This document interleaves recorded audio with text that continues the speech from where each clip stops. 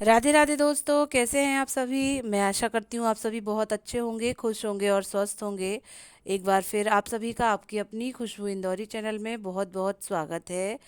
मैं आज ग्वालियर के प्रसिद्ध मार्केट महाराज बाड़े घूमने आई हूँ। जैसे कि मेरे इंदौर में राजबाड़ा है, बिल्कुल सेम उसी की तर्ज पर यहाँ ग्वालियर में महाराज बाड़ा है। यहाँ पर बहुत विशाल जो है मार्केट है, जिसमें हर तरीके की चीज़ मिलती है जो आप चाहें वहाँ अवेलेबल है।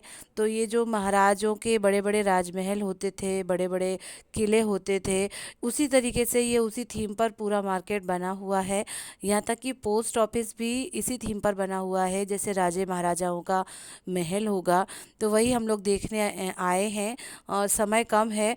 मैं उस दिन जिस दिन हेमलता मैडम के यहाँ गई थी, उसी दिन थोड़ा सा टाइम बच गया था, तो बच्चों को घर में छोड़ा और हम तीनों ही यहाँ मार्केट के लिए निकल गए थे। जो है जीजा जी जो है सारी चीज़ें बता रहे हैं। और अब हम जो है ग्वालियर की फेमस दुकान जो है साड़ियों की, सबसे बड़ी दुकान, सबसे फेमस दुकान, उस पर आए हुए हैं। माधवी ने मुझे बहुत ही सुंदर सी साड़ी दिलाई है। अचानक से मुझे लेके गई तो मुझे पता भी नहीं था कि हम जा कहाँ रहे हैं।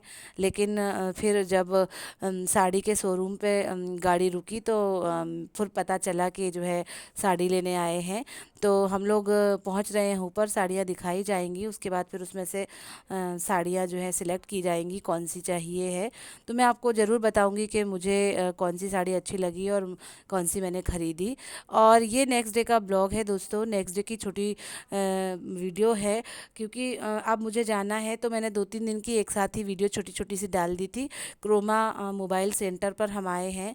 यहाँ पर माधवी के लिए मोबाइल सिलेक्ट करना है, देखना है कि कौन सा मोबाइल लेना है।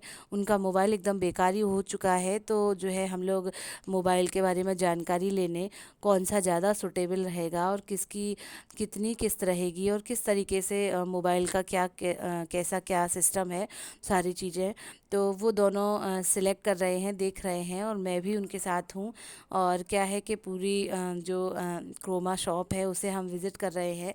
यहाँ मोबाइल के अलावा भी बहुत सारी चीज़ें मिलती है, जैसे कि वॉशिंग मशीन, टीवी और भी फ्रिज, सारी चीज़ें हैं। तो वही हम देख रहे हैं। एक नए तरीके का मोबाइल भी मैं देख रही हूँ, जो बिल्कुल बुक के शेप का है। जिस तरीके से बुक हम खोलते हैं, बिल्कुल उसी तरीके से ये मोबाइल खोला और बंद करा जा रहा है। अच्छा लग रहा है। अब देखते हैं माधवी और उनके हस्बैंड कौन सा मोबाइल सिलेक्ट करते हैं।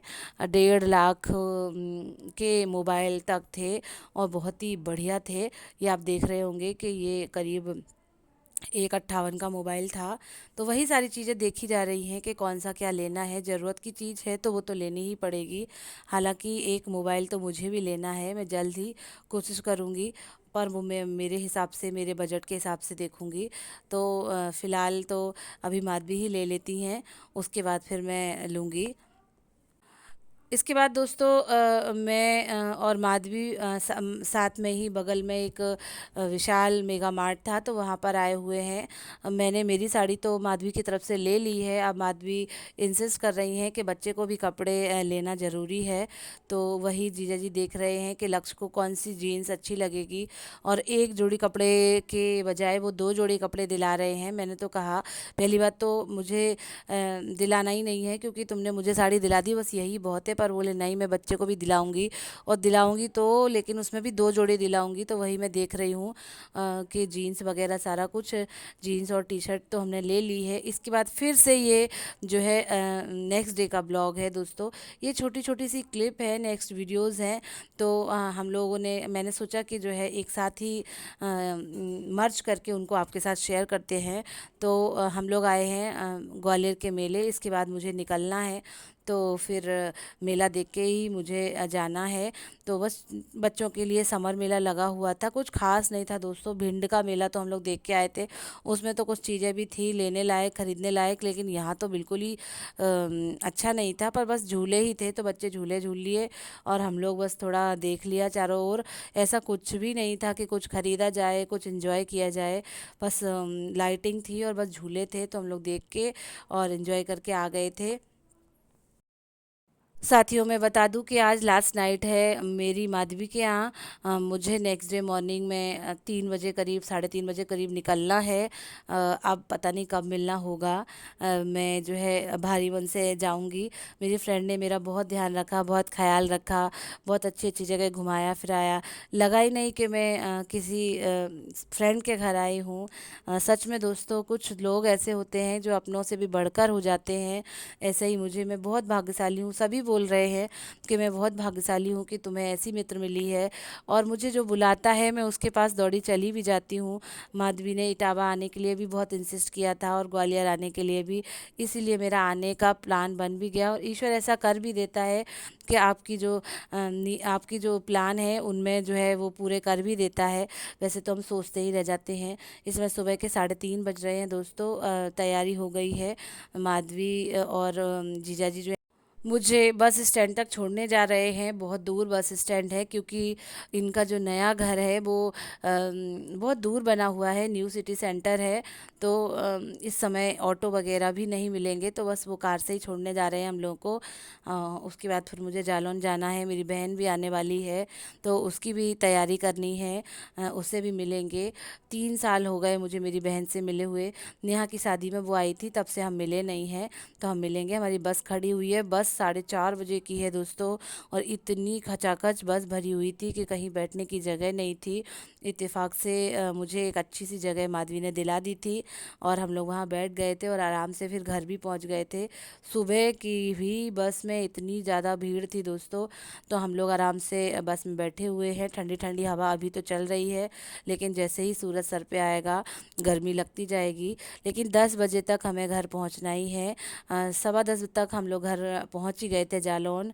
और इस तरीके से हमारा ये 1 हफ्ते का ट्रिप रहा, जो कि बहुत शानदार और यादगार था। मुझे हमेशा याद रहेगा। मेरी फ्रेंड ने मुझे बहुत बहुत सम्मान दिया, बहुत मान दिया, और बहुत अच्छे से लिया मुझे। मैं इसी बात का हमेशा ध्यान रखूँगी। मेरी जो छोटी बहन है और उसके हस्बैंड है आने वाले हैं, तो आते से ही मैं काम में लग गई हूँ। सोफ़े के कवर बहुत गंदे हो रहे थे, तो फिर मैंने उन्हें चेंज कर दिया है। और भी जहाँ जाले वाले लग रहे हैं उन्हें साफ़ सफाई करनी है, क्योंकि सोनू जी भी आ रहे हैं, रश्मि भी आ रही है। अच्छा नहीं लगता है दोस्तों गंदा अगर इधर उधर पड़ा है। मम्मी अकेली हैं तो फिर मुझे तो हेल्प करनी ही है। तो वो आएंगे, उनका स्वागत वगैरह सारा कुछ करना है, तो मैं वही काम कर रही हूँ जल्दी जल्दी से। साथियों, अब मैं मेरी बहन के साथ रहूँगी 8 से 10 दिन। तो इस तरीके से मेरा फिर पूरा मंथ पूरा हो जाएगा। और इसी बीच मेरी जितनी भी फ्रेंड्स यहाँ लोकलाइज में होंगी, आसपास होंगी, तो मैं उनसे धीरे धीरे करके मिलने जाऊँगी। पर मिलने तब जाऊँगी जब धूप एकदम ख़त्म हो जाएगी शाम को, तभी मैं उनसे मिलने जाऊँगी या फिर मिलने बुलाऊँगी। ये वाला रूम तो मैंने एकदम प्रॉपर कर दिया है, झाड़ू पोछा भी कर दी है, साफ़ सफाई भी हो गई है। और इसके बाद फिर मैं अपना दूसरा भी काम करूँगी, क्योंकि साथ ही साथ अपने काम भी निपटाते जाना है। लक्ष्य के प्रोजेक्ट बनवाने थे, तो वही मैं छुटकी से पूछ रही थी कि छुटकी जब भी तुम्हारे पास टाइम हो तो प्रोजेक्ट बनवा लेना। तो आज छुटकी के पास टाइम था, और मैं बनवा के रखते जाती हूँ, क्योंकि छुटकी भी जो है चली जाएंगी। छुटकी मेरी डॉक्टर की पढ़ाई कर रही हैं, और जो है इंटर्नशिप पे चल रही हैं, तो वो मुरादाबाद में रहती है, तो वो कभी भी जा सकती हैं। तो मैंने कहा कि छुटकी पहले ये वाला काम निपटा लेते हैं, उसके बाद ही कुछ और करेंगे। तो वही मैं दोनों बहनें मिलके जो है लक्ष्य के प्रोजेक्ट कंप्लीट कर रही है। थोड़े से फ्रंट पेज जो है वो बना लिया है मैंने। अब आगे का भी जो ड्राइंग का है वो भी करवाएंगे। इस तरीके से मेरा ये ब्यूटीफुल सा ब्लॉग था दोस्तों। प्लीज़ लाइक करें, शेयर करें, सब्सक्राइब करें। Bye bye.